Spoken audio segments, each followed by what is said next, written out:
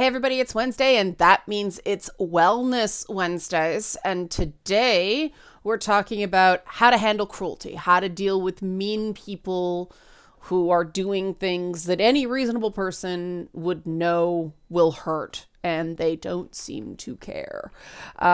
This was by far the most popular option in the poll I did on Twitter this week. I took some topics that people had suggested to me this week, put it up there. A full 50% of the people who responded on Twitter wanted this topic. So here we go. If you like this content, again, this does not do as well numbers wise on my channel as the other stuff. However, I've been getting a lot of feedback from people who find this really, really, really helpful. They like it. They find it useful. They find it thought-provoking. So if you like this content, help support this channel. Become a monthly patron. Patreon.com/LeannaK. I am attempting merchandise and all that stuff, but it takes time. There is no one to call in many places right now because of COVID. It is a proverbial poop show. Proverbial poop show. Sounds like a punk album, right? But into the topic. My face is a bit puffy today. I'm having jaw issues. Just, you're not imagining that. Squish. Squish. Disclaimer, some people need medication. This is not a substitute for professional mental health help, so on and so forth. And this particular topic, some people may find certain elements triggering just because emotions unpack, right? This is a part of healing, but if you do find yourself getting overwhelmed, feel free to stop the video, take a few deep breaths. This is adulting. This is not weakness. The TLDR for this video is feelings are not weakness. Being knowingly cruel is weakness, but feeling things, hello Zelda, feeling things is not weakness. Feeling things is healthy. And I'm going to start on a very common piece of advice when dealing with cruelty, which is 100% bullshit. But I did some research on what other people are saying on this topic, and I saw over and over and over again some permutation of get a thick skin, don't get angry, don't let them get to you. Bullshit. You know why it's bullshit? Because if you're looking up advice on how to deal with cruel people, they've already gotten to you. Cruelty is designed to get to you. It is purpose-built to make you feel like shit. So gaslighting people who already feel like shit by saying, "I just don't feel like shit." If it was that easy, everybody would do it and no one would need this advice, right? Right. Dumb. Not smart. Now, this doesn't mean that the people who give this advice are bad people or are being disingenuous or in bad faith. This is going to be an ongoing theme. There are cycles of abuse. There are cycles of self-abuse. A lot of learned behavior is incredibly self-abusive.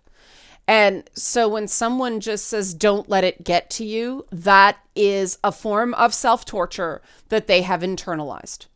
In some point in everyone's life, something fucking gets to them. This is called being human. People don't need help processing stuff that doesn't bother them. People need help processing the stuff that does bother them. So one of my mantras I am going to make for Wellness Wednesday. This is one of the things that if I had like stickers or something like that would be on it, affirmation cards or something like that. It's okay to not be okay. It is not a personal failing if you feel bad. And you may be, why is she saying this? A lot of people need to hear this. And a lot of people who need to hear it's okay to not be okay may not even realize they need to hear it.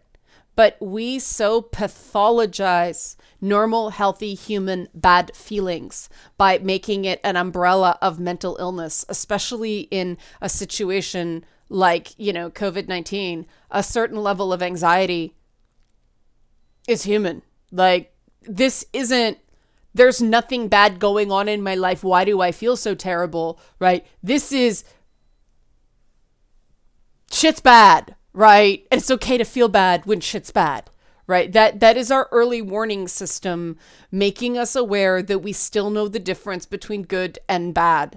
This is our compass telling us where we want to get to. It is very important that you do not turn off this self-guidance system. It is much healthier to give yourself space to feel bad, because emotions that are repressed, emotions you are running from, get stronger.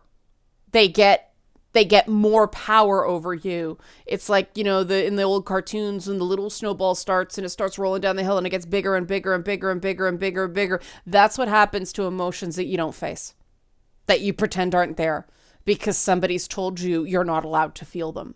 So, first rule, it's okay to not be okay. Feel what you feel. How you behave is different, but let me tell you, you'll have a lot more control over your reactions if you're letting yourself feel what you feel. An exercise is stopping and focusing on the feeling and naming it. And, there are advanced moves in this. There is, I feel angry, basic. Okay, I feel sad. This is really important. A lot of people have a lot of trouble admitting, women especially, in anger. I'm not angry. Girl, you angry. And yeah, you probably been raised at some point to say you weren't angry. And I'm not saying only women do this. I'm saying it's anger up until very, very recently has been, an unacceptable female emotion. I say up until very recently because recently nobody's allowed to be angry. Anger is automatically, you're abusing me. And that's not true.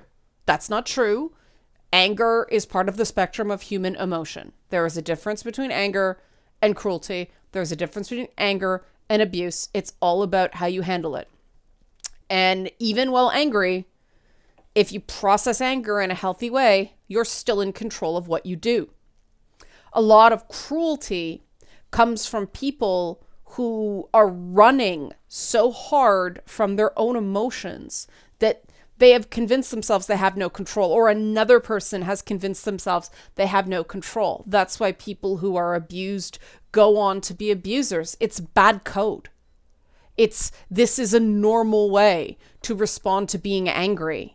Daddy reacted this way, just as an example. So that's normal. That's what normal people do.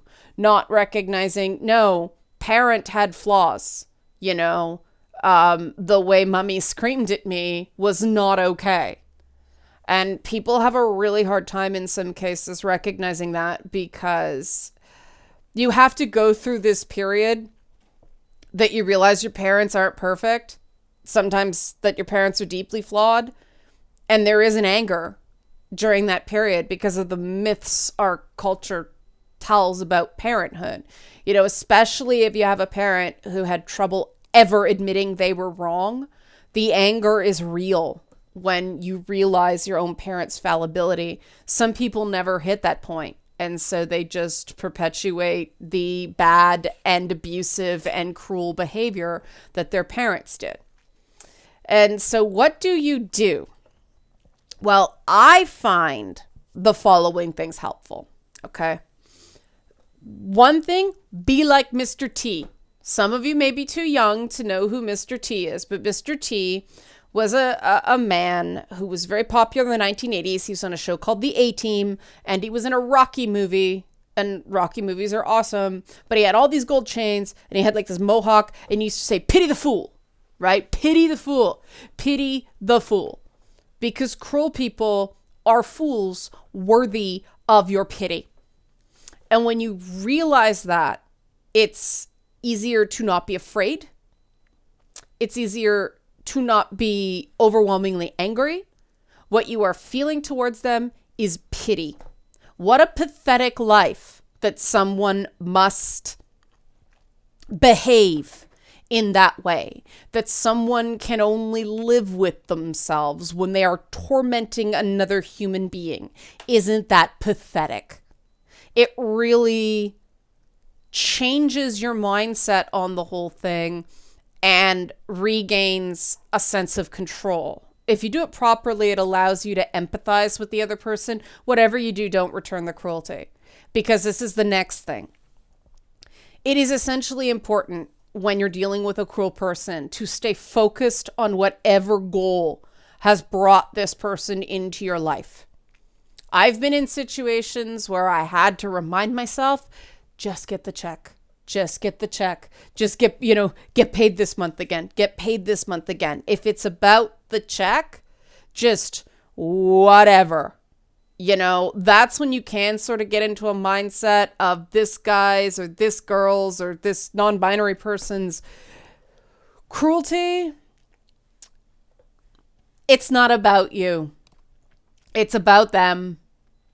Whatever. They're going to say what they're going to say. If they don't have the power to get you fired, then big deal. If they do have the power to get you fired, well, then every, pay period, they don't get you fired is a victory. And sometimes it's as simple as, just get to the next month. Just get to the next month. But if you're in a situation like that, that is a toxic work environment. And that is not your fault. It is, you didn't cause it because you're not the boss, right? You're only responsible for your part in it. Do not do the blaming for them. That's my other piece of advice. The thing about cruelty is cruelty hits those negative self-talk centers in your mind. And the reason it's abusive is because it's not something you can just go, well, that guy was an asshole, or well, that woman's an asshole, or that non-binary person's an asshole, right? It hits something within you that, again, going back to family of origin or going back to like an early life trauma is a weak spot, right? And they don't friggin' care. Or they like the fact that they found your weak spot. And what happens is you end up replaying the moment of cruelty in your head over and over and over again, beating yourself up for your perceived failings in that moment. That's a cycle you have to break. And I find that breaking that cycle, a thing I find works is you form alternative theories of the case, right? Alternate theories, not, oh, I'm the person everybody picks on. That's a narrative you're setting for yourself, right? It'll always be like this. I'm just the person nobody can stand. That was a big one for me, that there's just something inherently annoying about me. I am a loathsome human being because I was a geek and still am. But, people treated me like an alien. And because I had an exceptional vocabulary as a kid, Leanna, speak English, when I was speaking rather advanced English, but they didn't understand what I was saying. That kind of thing wormed its way in. And I had to stop doing that work for other people, right? So the alternate theory is, well, this person, like I said, pity the fool is one, but this person is clearly going through an utterly terrible time. They must be an extremely miserable person to do this to somebody. Who knows? Maybe they've got a sick relative at home. Maybe they're having financial troubles. Maybe, maybe this. All stuff that has nothing to do with you. And they're having a bad day, week, month, year, life, and they're just taking it out on you. If you can do that active thinking, if you can reset the narrative for yourself, what you're not doing is spending all your time going, don't think it, or thinking the bad thoughts, right? You actively have to engage your thoughts in a different direction instead of trying to just stop the thoughts that are not helping you. That's an important part of all of this cognitive and dialectic stuff, right? You can't stop intrusive thoughts. You have to replace intrusive thoughts. It's what I talked about. You can't just yank out bad code because then you have no program left. You have to replace bad code with good code. And forming alternative theories is a good way to do that. One of the things you can repeat to yourself, because sometimes you will have legitimately made a mistake. I do all the time. Mistakes are not character flaws. They're not. Everyone makes mistakes.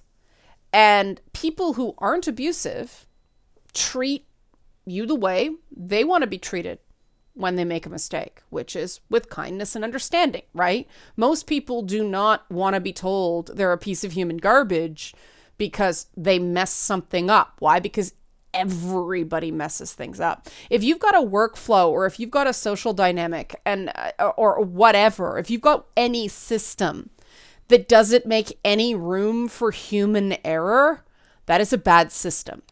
You know, good systems have checks and balances and redundancies so that when those errors do happen, they're caught. Now, there's a basic standard of competence that, you know, is understandable. There are certain jobs where mistakes matter more than others. You know, if a surgeon makes a mistake, somebody might die, right? That's different than, okay, you forgot a meeting because you didn't get enough sleep and your mind was, and your phone died, right? That's human. And anybody who completely freaks out when it's only happened once or twice, again, that is not about you. Don't do the blaming for them. That is about them and their issues and whatever the hell's going on in their pathetic, sad little life. Pity the fool, right? Because this is the thing, and this is the real trick to diffusing that cruelty bomb that they just stuffed in you like Master Chief does on like a scorpion in Halo and waits for it to explode. That's what cruelty is, right? They take this emotional grenade, they stuff it in your tank, close the hatch, and wait for it to go, right? So people repeat abusive behavior that was effective on them, meaning they know these things hurt because it hurt them. Or they are so beaten down by this abusive behavior, they no longer remember how much it hurts because they have been pushed so far down. That is packed so tight, it's practically stone. They have lost the cause and effect relationship of how being a raging asshole affects a healthy functioning person. Because, you know, being an asshole to people in a functioning system means either people are not going to want to be around you or they'll tolerate you, but only for as little as humanly possible, right? Why anybody would want to be that? Now, again, I'm saying these behaviors are deliberate because certain conditions, people don't understand how to read social cues, right? They don't understand what they're doing comes across as rude. I am not talking about somebody who is on the autism spectrum, for instance, and says something that doesn't bother them, but, you know, does bother a neurotypical person. That's a different thing because guess what? Most people it is possible for a person to have autism and also be an asshole. And the difference is when a person with autism finds out something bothers another person, even though they didn't know before, they care and take steps to not do it again. Zelda's climbing all over my table. Don't break anything, Zelly Belly. Thank you. A person who is autistic and an asshole, right? A person who has autism and is an asshole doesn't care. They just keep doing the same thing. People who are neurotypical, people with various disabilities can still be assholes. Just, it is not, it is different. You have to give people a little bit more rope. But any one of those conditions, ADHD, autism, other situations, some people legitimately just need more time and understanding and you see them improving. Other people use them as an excuse to get away with being a jerk. Sometimes it's very hard to tell which is which. A litmus test I find effective is that somebody who is just struggling, there are improvements. There may be slow improvements and it's not going to be linear. but you see them making the effort, right? Whereas somebody who just doesn't give a shit, it just coasts along neutral, right? So I want to put these caveats in because unfortunately, I do think a lot of people who are neuroatypical end up being the victims of abuse because legitimately abusive people use their atypicality or their their disability to make them an easy target. And so they triangulate and use the fact that, again, mistakes are not character flaws, right? And so they turn these well-meaning mistakes into they're a bad person. Again, form alternate theories. Don't do the blaming for them. So that little caveat aside, people who are assholes, people who are mean, they're not happy, adjusted people. Hurt people hurt people. You will never meet somebody who, claims to not care whether they hurt another human being who is not deeply hurting inside. You have to keep in mind that because of the way these people were raised, because of, the narratives they tell themselves, because of their own theories of themselves, they know cruelty. They think cruelty is a normal state. How do you know this? Well, because people who don't normalize cruelty don't want to be cruel, right? And this is where we go back to pity the fool.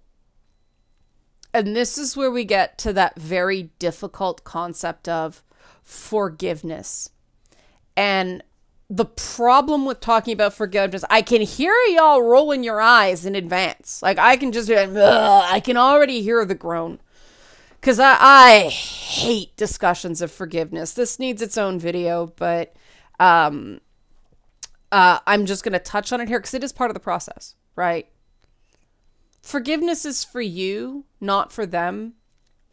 Call it closure if you want, instead of forgiveness. Perhaps that's a better word. You have to close this chapter, finish writing it, move on to the next chapter. Don't keep going back and rewriting the chapter, rewriting it. One person who's watching this right now is probably chuckling because, dude, stop rewriting chapters, finish the book. You don't forgive, you don't get closure for the other person. I know that's become a cliche, but it's still true. Hear me out. They're in their own personal hell. You cannot save them. You can't. They have to want to be saved.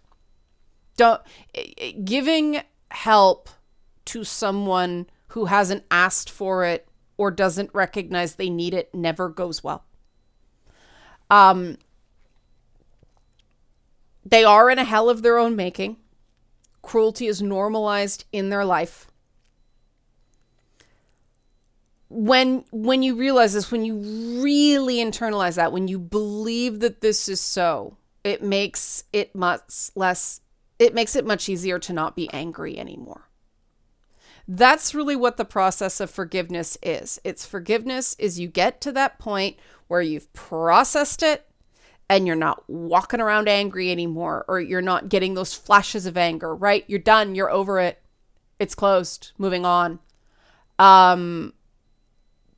That's what forgiveness is. And it's a different process for every person, and like I said, it needs its own video, but forgiveness does not mean you have to let them back into your life. Forgiveness does not mean you're going to be friends. Forgiveness does not mean you're even going to speak to them ever again, or as little as possible. Forgiveness just means you don't get every time you think about this paragraph or chapter of your life. And sometimes in order to do that, you have to have nothing to do with that person.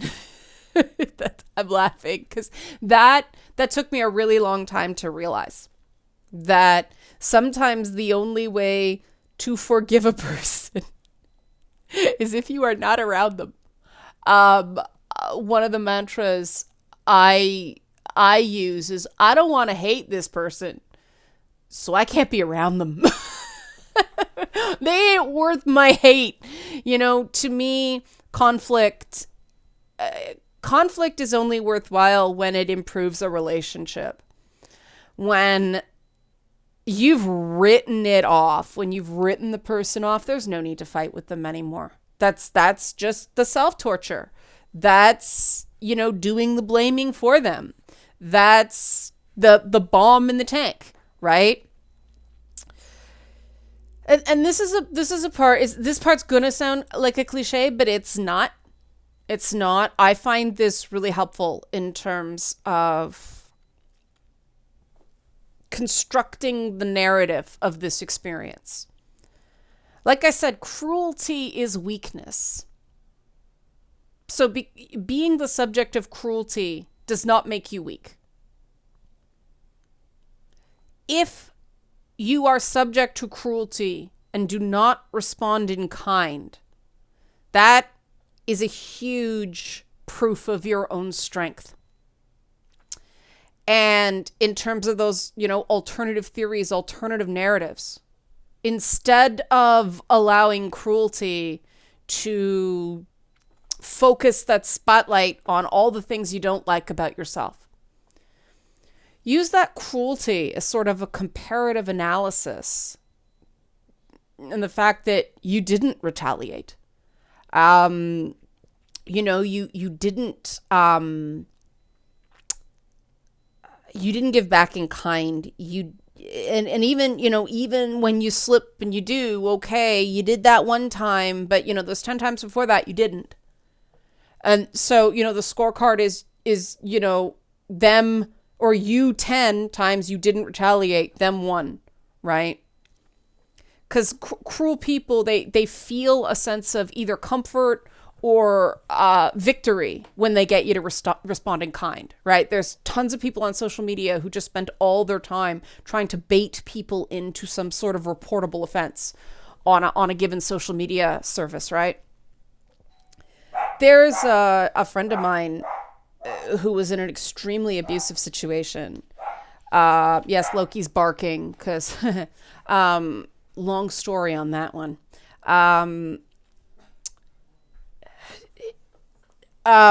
Our sort of social group, he was in an extremely abusive relationship, and there was really nothing anybody could do. He had to be ready to leave.